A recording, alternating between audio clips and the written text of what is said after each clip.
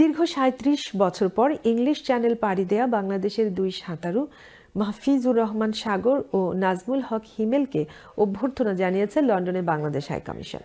High commissioner Abida ইসলামের আমন্ত্রণে এই দুই সাঁতারু বুধবার লন্ডনস্থ বাংলাদেশ হাইকমিশনে যান।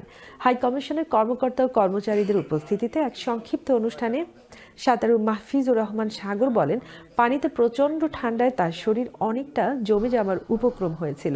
শেষ পর্যন্ত ১২ ঘন্টা ১০ মিনিটে চ্যানেল অতিক্রম করতে সক্ষম হন তিনি। সাঁতারু নাজমুল হক হিমেল বলেন, ইংলিশ চ্যানেল পাড়ি দিতে হলে প্রতিকূল ঠান্ডা আবহাওয়ার মুখোমুখি হতে হয়।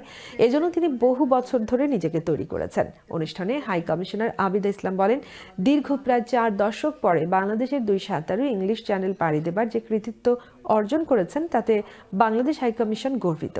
এর মাধ্যমে বাংলাদেশের তরুণরা নতুন নতুন চ্যালেঞ্জ গ্রহণ করতে আরও বেশি আগ্রহী হবে।